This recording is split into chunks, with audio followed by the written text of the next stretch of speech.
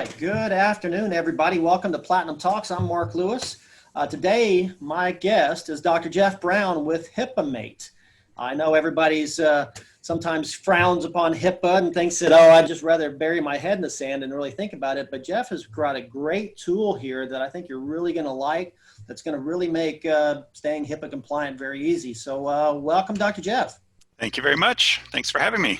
Awesome. Can you kind of give us a little bit of history about yourself? I know you are a chiropractor and kind of how you came up with wanting to help doctors do HIPAA. Sure thing.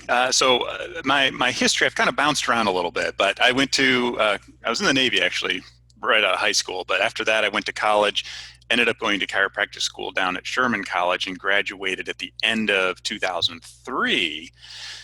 Now let's talk about what happened in 2003 from HIPAA world, which is this thing called the security rule came out. So HIPAA got way more complex back in 2003, but that wasn't on my brain, of course. It was opening a new practice.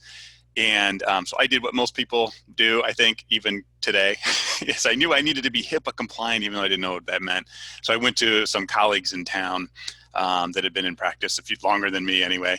And I borrowed there. I said, can I use your HIPAA manual? And said, yep, here you go. And so I made a copy of it, put my name and address on the top, and thought I was HIPAA compliant, right? But anyway, I started practice in 2004. I did that for 4 years, kind of took a fork in the road, started working for one of the chiropractic EHRs, doing some consulting stuff. And then that turned into the whole EHR incentive program. And it turns out I actually loved working with software and getting software to do things to make, the end user's life easier. I did that for 4 years. Then I transitioned into a telemedicine company here in Columbus, Ohio. That's where I'm located. And I did that for 2 years, and I decided to go back into practice. And this was, this would have been 2015. I wanted to go back into practice, but I needed to be HIPAA compliant. And I hadn't been in practice for so long, but I needed to be HIPAA compliant. So I went and did what everyone else does, and I looked in the marketplace for things to help me. And I was actually shocked that HIPAA was still being done the same way in our industry as it had been 6 years ago when I left practice, which is doctors go to seminars, they buy like a CD or a manual or hire some consultant. And I'm thinking, this is kind of crazy that we're still stuck in this age of doing things manually and having consultants do things for us when we have something called software. And remember, I have a history now of building products to make hard things easy. And so I said, this is silly. There should be a software product that helps an office manage all their compliance, does most of the work for them so they don't have to try to figure out what to do. And so pretty much shortly after I started practice, I started working nights and weekends on putting together Hipaamate, which is the software that I'm going to show you today. And we ended up launching this product. I partnered with 2 software engineers from my previous telemedicine company, and we launched the product. When was this? It was February of 2018, I believe. Yeah. So it's a little over 3 years ago. Well, that's great. Well, we're excited to take a look. And I've seen it already. And actually, I want to announce that Platinum has a formal agreement with Hipaamate. And we're going to actually include that in our software so that when you open up Platinum, there'll be a little Hipaamate logo. You can click on there, and then you can register for his program directly from Platinum, and you'll be able to access it directly from Platinum too. So we're really excited about this new integration, this new partnership we built here. So let's kind of dive in and show them a little bit about Sure, you bet. Let's yep, let me share my screen. Let's just go to my whole desktop here. Why not? I have nothing to hide. All right, I'm going to make this bigger. All right, so here's our website. Let's just start there. Now, when you're, like Mark said, when you're in Platinum, there will be a little, or there is now, I think. I want to see you guys put it in. We had our newest update. Okay, great. There's a little logo. It looks just like this guy. This is Monty, our little koala bear logo. And there's a little one of him anyway. He's tiny. In the software. So if you click that, you're going to be brought to a page. It's actually not our home page, but it has the pertinent information that you need. It has this video here. There's actually the demo video, which is right here. That is right on that page, so you don't have to try to hunt for it. And we even have our pricing, right? So let's just hit pricing right off the bat.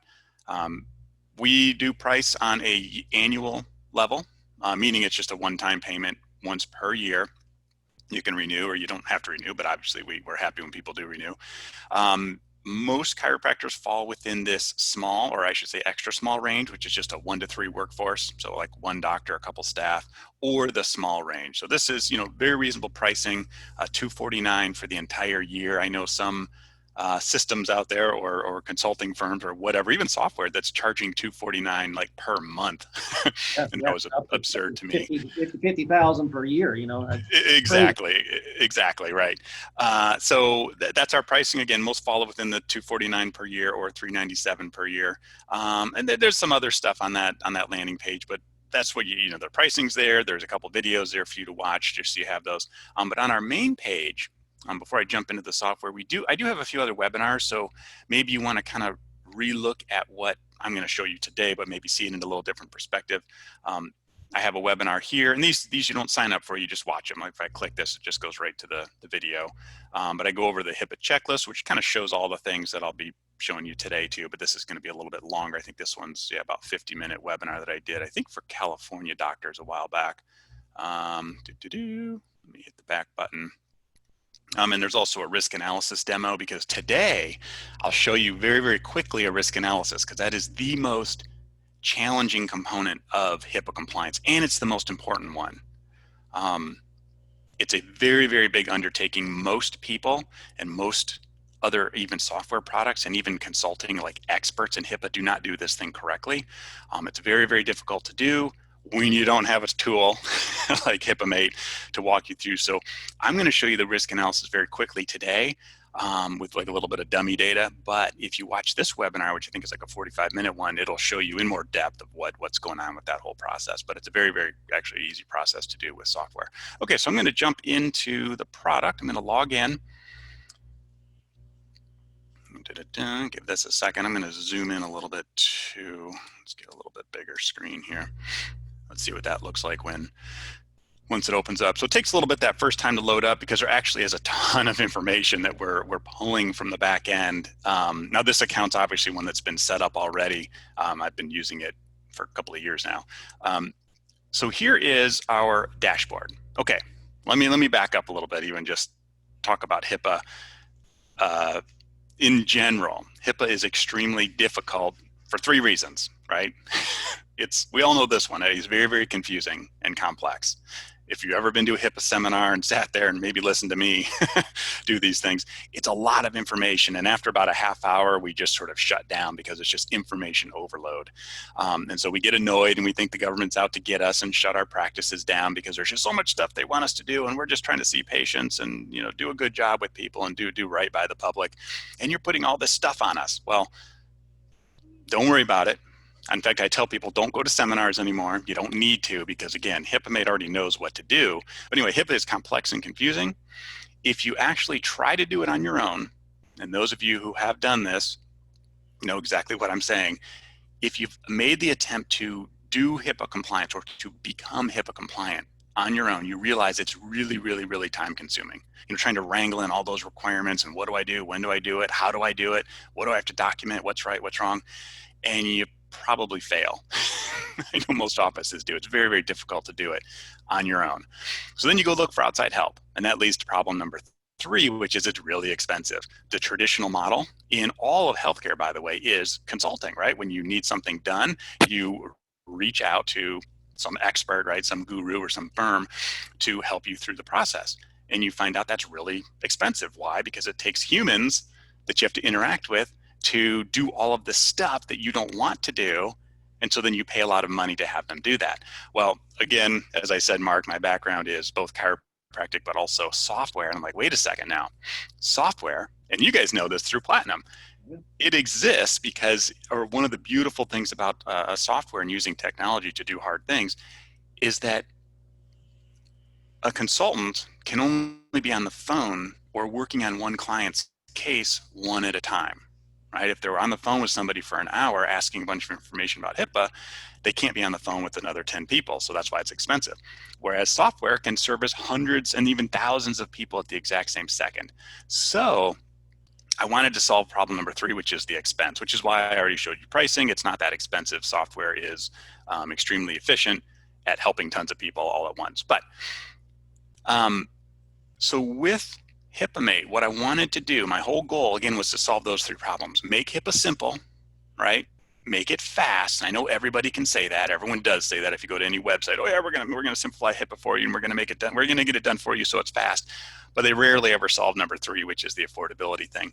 But anyway, um, HIPAA compliance, there is tons of things to do, and I'm going to show you some of those. But what I want people to understand and to hopefully don't think about your past experience with HIPAA, because if you think about that, you're going to be thinking about the seminars that you sat in, the binder that you may have purchased, or the CD, and you popped it in your computer and realized, oh, there's all these HIPAA forms you have to print off and instructions about what to do. That stuff doesn't work. We know it doesn't work because it's probably you have a system like that sitting on your shelf that you haven't done anything with for years. Don't think about the past and how you've experienced compliance in the past. Think about what is the future, and this is the future. It's software helping you manage your compliance. That's what this exists for. For example, again, I'll show you all the stuff that you have to do to become compliant, but just on this view alone, this is our dashboard view, you'll notice that this red area over here, I'll kind of zoom in, HIPAA has things, in particular the security rule of HIPAA, which is the most complex one. That's the one that came out in 2003, and we all had to be compliant in 2005, which is, again, right around the time I was opening my first practice. There are things that need to be done on a regular basis. And by and large, a regular basis means annually. Okay, some things definitely are annually, and some things there's a little bit of gray area, but for the most part, everything's on an annual basis. Like staff training, doing your policies and procedures, we've all heard about those things. You actually need to review and approve those on an annual basis. And lo and behold, Hipaamate is telling me, hey, Jeff, you have to do something here with your policies to be compliant or to remain compliant. Oh, look, there's something that has to be done. You have a policy that is past due. So this is why HIPAA, or I should say software, is so critical for us to utilize to become HIPAA compliant or to manage HIPAA compliance, because your staff or yourself, if you're the doctor and you're trying to manage HIPAA, you shouldn't be thinking about HIPAA, and well, I guess you should be, or thinking about, protecting patient information, but you just shouldn't have to think about the tasks that you have to do to be or to prove compliance, because you have all this other stuff you have to do, right? You wear so many hats in your office. Everybody does in a small office. So let the software do the thinking for you. Since we know when you last approved a policy, we're going to know when to tell you when to do it again. Like, don't think about it. If something's green, like an activity review, maybe you've heard about the system or information system activity review. Yes, that's something you have to do on an annual basis. Or the risk analysis, that's part of this risk management. That's annual. Well, I know when you last did it. And this is telling me, hey, I have 305 days until I need to do it again. Awesome, don't think about it. And in fact, we go one step further, and Hipaamate will send all of our customers an email on the first of every month. And this was important because I get it. You get very, very busy. And how often are you going to want to go in and check your HIPAA status, right? To check this dashboard out, and not likely, right? You're going to forget about it. So we know that, we understand that. And so what we'll do on the first of every month is send an email to the account email, which is the email that's in the upper right, whatever you use to sign up with. And we're going to send an email to you on the first of the month that'll tell you this information. It'll say, like, for example, the email that just came last week said, hey, Jeff, you have 4 staff trainings that are past due. You have a policy or more. It'll tell me how many, depends on how many are in here. Well, let me look. Let's see. So I'm jumping in the policies and procedures, and everything's good. Here it is right here. This is the policy that needs to be reviewed. So there's only one. Let me go back to the dashboard. But the email will tell me there's one policy that needs to be reviewed. But, activities, great. Risk management's great. Oh, and there's a mitigation task that's past due. Or if something is yellow, none of this stuff is yellow, but if it'll be yellow if it's within 30 days, like it's going to be due within 30 days. So that same email will say, like maybe a mitigation task is going to be due within the next 30 days. So once a month you get an email, so you don't even have to log into Hipaamate. We'll tell you if everything's good, or if something's going to be due soon, or if something's past due. Because I get it, this is not something you want to be thinking about. So let us do the thinking for you. Anyway, so lots of things are tasks that's or time dependent, and that's really important for compliance, is to maintain compliance. It's something you have to do on a regular basis. And of course, in medical world and all other world, really, documentation is king. So you have to have documentation that you actually did these things so that in the event of an audit, you can prove, yep, here's my documentation to show that I did do these things on a regular basis. So that's what we want to do, is make sure that you're doing everything, you do it when you're supposed to do it. And if you ever get audited, you have this sort of paper trail to show, here's what I did, X, Y, and Z. I did them on these dates. I'm compliant. Get out of my office. That's what we want. Okay. The other nice little thing, again, because HIPAA is so confusing and lots of us are afraid of it. Speaking of being afraid, that's why we chose this little guy in the upper left to be our logo, is because I wanted to remove that fear and anxiety from compliance. So many people are just scared of it because, again, they've been to seminars and they listen to people scare the hell out of them about how you're going to have like a $1.5 million fine for whispering a patient's name too loudly in a store or something like that. That's not the case. So we do have I want this to be easy. I want it to be friendly, reduce the anxiety for whomever in your office does HIPAA. One way we do that is by having, oops, sorry, my little thing, free support, right? Support's included in the price. You don't pay extra for that stuff. And when I click this support button in the upper right, the first thing that pops up is a little video of me. Sometimes I have myself shown, but sometimes I don't. But anyway, it's me telling you how to use this page, the page that I'm currently viewing, right? And if that video doesn't answer the question, because I know what questions we get, and so I tend to put those in the videos, then you just type a question right in here, you hit submit, it'll come right to us, we'll get back to you with an answer. So like if I go to a different page, like maybe a privacy officer, because that's the first thing you need to do is to be HIPAA compliant, is to designate a privacy officer. If I click the support on this page, you'll notice, get a load up here, there you go, it's a different video. And it's actually, again, it's me explaining what to do on this page. So even the support, I've tried to automate that, because who wants to jump on the phone and try to, wait for me to answer or something like that? Just watch the video. Chances are the question is going to be answered in that. Or if you don't understand like how to use the page, that's what I do with these videos. Most of these are pretty short too. Like this one's only 1 minute and 44 seconds. Again, just shoot a question to us. You're never left in the dark. I don't want people to feel uncertain or just have anxiety over whether or not they're doing the right thing. That's what I don't want. Okay, so jumping into the workflow, let me check my time here. This is set up really, really simple. And on that dashboard view, the video says exactly what I'm going to say.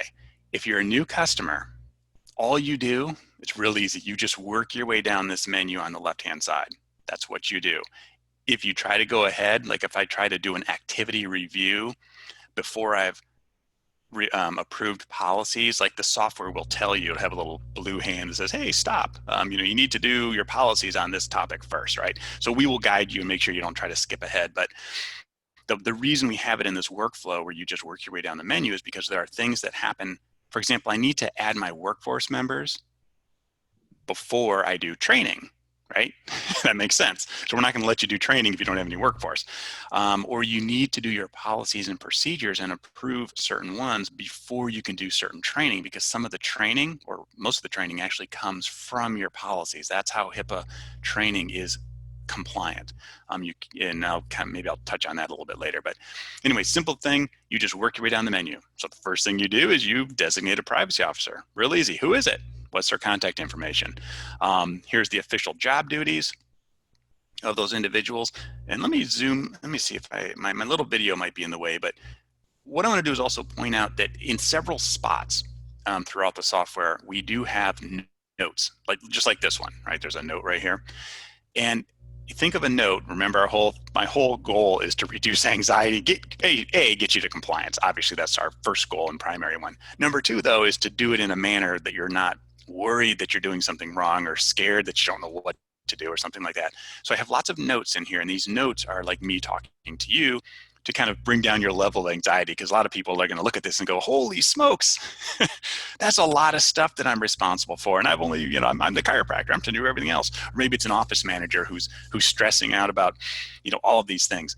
These are the official responsibilities according to HIPAA. However, here's what HIPAA also says. And so I add notes like this again to just say, it's me telling you, don't worry about this.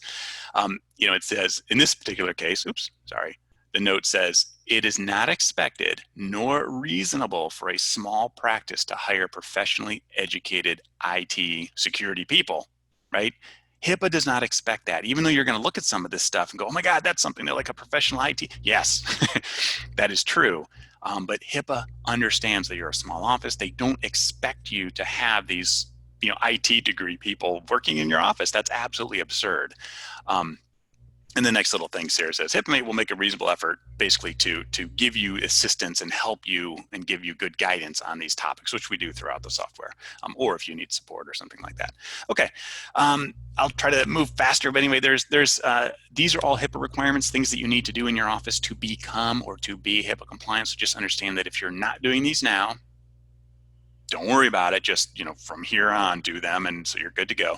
And then you'll also know that you're not compliant if you're not doing them now. But these are things you have to do. You have to have job roles, designate job roles, meaning what types of job roles do you have in your office? Like providers, associates, providers maybe, therapy or clinical assistants, which we think of as like a CA, front desk. And then what is their level of access to your information? Okay, and these are just broad categories here. I'm going to skip logbook for right now, just because that's not really pertinent unless you're like making you're rehabbing your office or knocking down walls and expanding or something. But your workforce, HIPAA does want you to have a list of your workforce members. And let me move this up a little and move my video. Okay, and it's just a list of you add workforce members, and we want to know things, or HIPAA wants to know things. We only need to document information such as what's their job role. Are they allowed to use mobile devices? Yes or no? Can they work remote or access patient information remotely? What type of things do they have to access your office? Have they signed a sanction policy? Yes or no?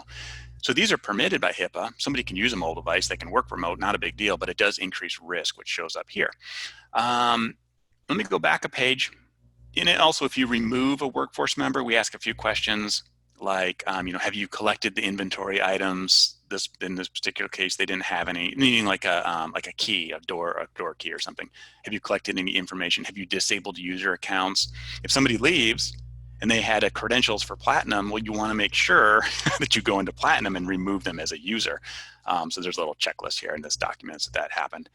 Back to our workforce. So remember on our dashboard, we had 4 trainings that were past due. So this is where I can go to find out who is missing those trainings. In this case, we have a Dr. Tracy and a Dr. Mike, a Mike Simpson. And if I look down here, each one of them are missing these last 2 trainings. Okay, so that's why it had 4 on the dashboard as being overdue. And look, actually, here's one that's going to be due within the next 30 days. So in this case, let's see, Carol Jacobs. Let me scroll back over. In the next 30 days, she's going to have malware basics training that's going to be due. Oops, that's why it is yellow. All right, next step is you inventory all of your EPHI. So this is your devices, things like desktops, computers, iPhones, whatever it is you use to access patient information.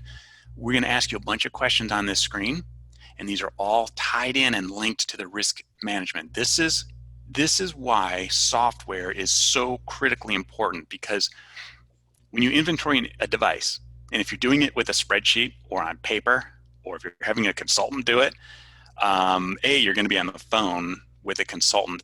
If they're doing it correctly for you, they're going to inventory every device in your office and ask you things like who's responsible for it. These are all HIPAA requirements, by the way. Is the device personally owned? Does it move outside the office? What's its priority? Meaning if it's get lost or stolen, what's the priority of getting it up and running? Is it being backed up? Is automatic log off enabled? Is it encrypted? Do you have user credentials on it? These are all questions that a consultant, again, if they're doing it correctly, will have to be on the phone and ask you. So my question to you is it quicker just to answer the questions yourself and then hit save? Or is it faster to be on the phone and have somebody ask you all these questions, and then then they go compile a report for you and charge you a bunch of money? In my opinion, do it yourself. Do it yourself. All the information's here. You just answer the questions and move on with your life. So anyway, after you inventory your items, and I'll show you where all of these pieces of information then land in the risk analysis component.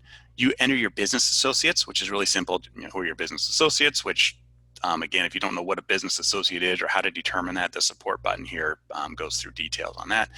Then you have your policies and procedures. All of us understand we have to have those, I think. The one difference is where I completely failed when I was first in practice is I just remember I photocopied a colleague's manual. I put my name on it. You can't do that. I mean, you could, but you do have to customize some of it, right? Some of these policies are completely generic, like the introduction. You just open this up. There's nothing to edit. We just put the information in for you, hit approve, right, and move on. Some of them, though, are custom, like number 3. You have to have what's called a password management policy, which is not just have a strong password, right? That's not a policy. A policy is, or I should say a compliant policy, is one that says you have to have a password policy that mentions or that lays out what's your minimum character length, right? One office might say 8, the next one might say 16. You're both right. Like no one's wrong on this. You just have to have a policy. How complex does the policy have to have? Is it okay if it has, is it only lowercase? When another office might say, well, no, we want lowercase, uppercase, and you have to add a number. Awesome. If that's your policy, that's your policy. Just have it obviously written down. And then others do have a little bit of free text. Sorry, I'm going really quick, but let's see, like data backup. This is a policy that you do type in, what is your data backup procedure in your office? Okay, how do you back up data? And I give a couple examples of like a cloud-based EHR example, and I give one that's a server-based EHR. Just kind of these are notes again from me to you. After you've approved all your policies, you move on, and again, we will remind you when you need to approve them again. Like this one needs to be reviewed and approved. So here, I'll just do that. So if I go here, in this case, employee background checks. Now, just so we know, little lesson here, these are not required. Right? It's not a requirement to have employee background checks. It is recommended, but it's required. But let's say this year I stopped doing those and I'm going to hit no, we don't do employee background checks. Awesome. It just changes this. I'm going to approve this. And now if I go back to my dashboard, just to prove this works, you will now see that my policies are awesome. I don't have anything due for another 44 days. So that's when my next policy is due. Training, that's the next component that people do. There are 7 training topics. It's in the software. Do not pay for extra HIPAA training. You're wasting your money, and I'm going to tell you why. Because a couple reasons. Number one, it's probably not, I'm not going to say you're wasting your money, but you still need to do more, right? So you could pay money to get training online or something like that and have your staff take a test. That's going to get you most of the way there. But there are still some things that HIPAA calls out that says you have to train your staff on, and it has to be custom to your office. Training technically is supposed to come from your policies and procedures. So you already have them. That's why you shouldn't pay for it. You already have the training. That information's in your policies. One example is that password management training. So if I open this up, this is a short training. You're going to see, this is it. This is the training. You do like a staff meeting and you go over this. Notice the stuff in yellow. HIPAA tells us, or I should say HHS tells us that your HIPAA staff training to be compliant should cover this particular topic, which is password management training. You have to do this on an annual basis. And they say not only just do the training, but it has to be what's from your policies and include the character length requirements that you have for your office, the complexity, how often should it be reviewed. So this stuff in yellow, we've pulled directly from your policy and put it right into the training. So that's how we make sure that it is sort of, you can prove that, yes, I am training my staff on my policies, not some video that I watched that had generic information that didn't revolve around my office. After trainings are done, you just create a training event that then changes. Like here, let's just do one. Let's pretend that Dr. Jeff, I did the training. I did it today. And it was those last 2 trainings. And it was Mike Simpson who did them. So watch what happens when I change this. What's going to happen is we're going to, remember the dashboard said there was 4 trainings that were past due. I'm going to hit save. That created a training event that I can view here if I want to see it. It's sitting right here, and I can make an edit if I want to. Like if I go, oh wait, actually somebody else was there too, I could edit it. But now the dashboard should say that there's only 2 trainings that are past due. And it does, 2. And if I want to see who those are, I go into Workforce, and obviously it's this person because now Mike's record is up to date. Okay. So training is super simple. Activity review, that's something you do once a year. I'll go real fast here, Mark, at the end. I I won't go into this, but this is just a real quick process where you go through this. We ask some questions, you hit yes or no, and then you move on. You get it. It gets documented. The risk management. Remember, I said this is the foundation of HIPAA. It's called a risk. Well, the risk management comprises of something called a risk analysis and a risk management plan. This is where you look at your office and you determine where there's risk, and then you create a mitigation plan, which is, well, what do I want to do about these things? Long story short, is the OCR, they're the HIPAA police, right? The Office for Civil Rights. They said that these things should take you about 20 hours. 20 hours to do a risk analysis, sorry, a proper one. Yeah, that's true if you're not using Hipaamate, right? Again, if you're doing things the old-fashioned way with spreadsheets, then yes, it will take you that long. A risk analysis with Hipaamate will take you about 20 to 30 minutes, and I'll very quickly breeze through one of these things. But again, there is a webinar that goes into more detail. But I'm going to hit continue. Now, I already started one. I'm just going to back up to step one. Let me just go back. So there's 6 steps to this. Okay. The first step is super simple. All you're doing is just making sure that and the information you've entered in Workforce, EPHI, and Business Associates is up to date. So just go into those tabs, look at the data, and go, okay, did I forget anybody? Nope. Good, awesome. Move on. Hit next. Only because the information, remember all those questions that we ask and the switches and things like that, they show up.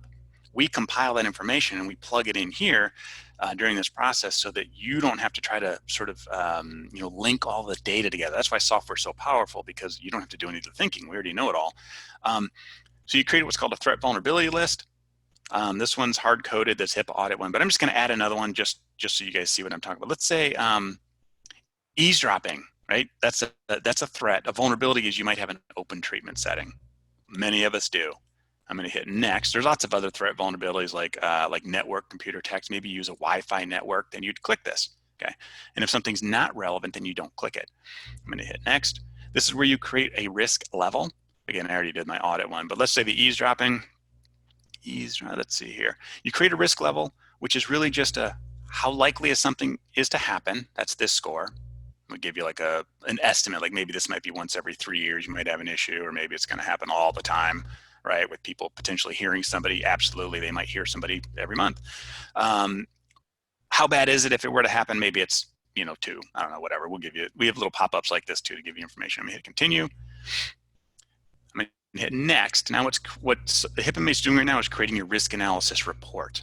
Now, most people would have a few more threat vulnerabilities, so it might be a little bit longer, but we compile all the information, stick it in legalese, blah, blah, blah, blah, blah, all this stuff. At the bottom of this risk analysis report, which, by the way, if you ever get audited, they will ask you for this. Anytime you hear about people being fined, or companies or doctors' offices being fined for HIPAA, it's not lots of chiropractors, but in other worlds, it is almost always because they did not do a risk analysis. Or if they did one, they didn't follow through on the findings. So here's what I mean by that.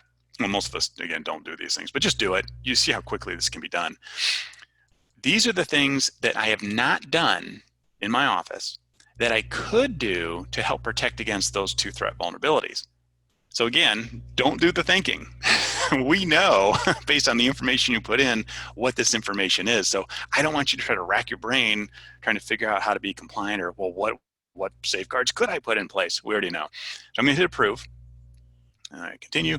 The next little step here is that we're going to create a plan. Remember, you have your risk analysis, and then your risk management says, okay, now that we know what stuff isn't being done that you could do, let's now go through those and make some decisions about whether or not you want to add those to your office, or add those safeguards. So the first one I'm going to do is this eavesdropping, okay? I'm going to go in here, and it's going to say, hey, look, there's only 2 things. I'm going to collapse this so you can see this a little better. So the software is saying, okay, here's the stuff that you're doing right now to protect against those threat vulnerability, or that threat vulnerability, which is eavesdropping, open treatment setting, right? It's saying you could do 2 things right now or soon that could help to minimize the risk of there being an issue. One of them is to add a background noise, okay? Right, you could add a sound machine or something. If I click this open, it's saying, hey, you could add background noise, such as a white noise machine, or maybe playing music. I mean, how many of us do that already? We do it. It is a safeguard to protect patient privacy. So let's document it. And to basically to prevent overheard conversations. You have a choice though. This is not a HIPAA requirement. You're not required to do this. So we say, well, do you want to do this? If you say yes, we're going to say, great. How much is it going to cost you to do it? These are the HIPAA requirements. Who's going to get it done, and pick a date. Let's just say it's going to cost you, I don't know, $5 because you can go to the garage sale and buy the boom box and play all your old tapes. Okay, so that's a plan. A privacy screen. Now, in this case, we also have a couple computers. So if I hit yes, a little extra thing pops up that says these 3 devices, remember our inventory? We asked you lots of questions. Some of these questions, or one of the questions was, are you using a privacy screen? Like one of those things that you put on your computer screen so that you can't see any information if you're to the side. We know that these 3 devices don't have those, okay? And you might say, nope, I don't want to do that. I'm not going to do it because, you know what, it's really the benefits of not doing so outweigh the risk or something like that. There's basically, these are the valid reasons why not. You just select one, hit continue. Okay. Now the HIPAA audit one, when I click this, all these are required.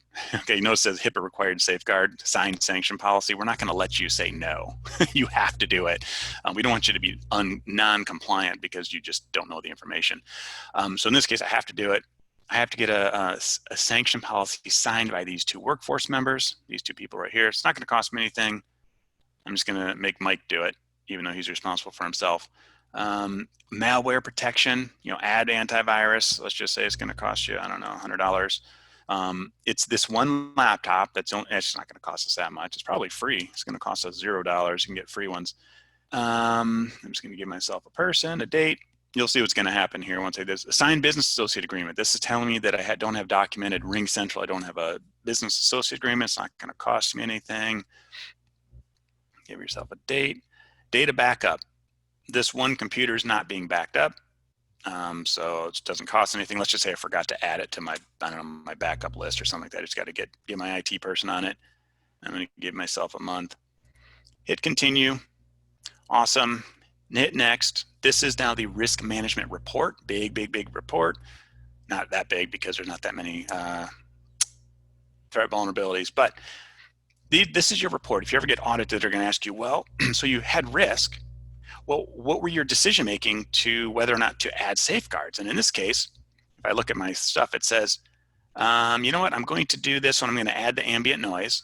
But the privacy screen, it says, hey, if an auditor says, why didn't you add a privacy screen? Instead of saying, well, I don't know, you have documentation that says, yep, we determined not to implement it for the following reason. Here it is, boom. And then the other ones, of course, were. I'm going to hit approve. We're going to get some fun confetti because it's a big deal. And what that does is it brings us into the mitigation tasks. So these are the tasks that I just created for myself. Okay. So now if I go to the dashboard, there's 5 of them and several of them are due within the next 30 days. So probably you're going to see a yellow button here that, oh, it's 5. Oh, because one of them's past due because it was probably due today. Where is it? 6. Yeah, I can't. Here we go. Yeah, if I push this one back a day, let's just do that for fun. I'm going to push this back and say, and you can edit any of these. You can delete them. You can remove them. You can say that it's complete. Give yourself notes. Let me save this. Now we should see yellow. Let's go back to our dashboard. Is it? There we go. So 5 of them are due, and they're all due within the next 30 days. We do have sample forms also in here. If maybe you need a text message authorization form or something like that, or a testimonial form. We have lots of sample forms for various things. But the whole idea, Mark, is to have your customers be HIPAA compliant. That's number 1. Number 2 is to do it without being, not take a ton of time really, and to not spend a bunch of brain power trying to get it done. Offices need to focus on, reschedules, new patients, getting people through the office, getting people to pay, fight with the insurance companies. So that's what you do. That's how you make your bread and butter. That's how you keep your doors open. HIPAA does not make any money. 0 money, right? It doesn't make any money. So we tend not to spend any time on it because it takes so much stinking time. Now hopefully, that it doesn't have to take a lot of time. The average office, an office with just a couple staff, is going to take probably 2.5, 3 hours tops to go through this entire process, right? Add your inventory, because there's not that many. How many computers do you have in your office? Approve the policies, go in, do the training, get through the risk management, 2-3 hours tops. You don't have to do it all at once. This stuff is all online. It's cloud-based. Just log in whenever, from wherever. A bigger office, maybe you have 10 staff. It might take 3.5 hours. And that's just because you have more inventory, right? You have more stuff, essentially. A few more employees, might take a little bit to get the training done. But that's it. Then you're done. Then, of course, we'll just send you an email every month and let you know whether or not something needs to be done again. And the only other time you would ever need to jump into the software, and it does say this in the little monthly email that we send, but let's say you buy a new computer, right? Jump into the inventory, whoever the privacy officer is, add the new computer, and be done with it, knowing that that device now will show up in the next risk management. It's going to be there. It's going to be included in the stuff. But answer the questions. Maybe you change workforce. Go in, add the workforce member, or remove somebody. So in other words, just make updates as you change things in your office. Maybe you switch email providers from, I don't know, one email provider to like G Suites or something like that. Great. Go in, make the change, and be done with it. Other than that, it's really just once a year you go in, approve all your policies, get your staff training done, do your risk analysis, and voila. Compliant for another year. If you ever get audited, print the stuff off and show it to them. Well, Jeff, it looks like you've made it really simple here. Thank you. I've done my best.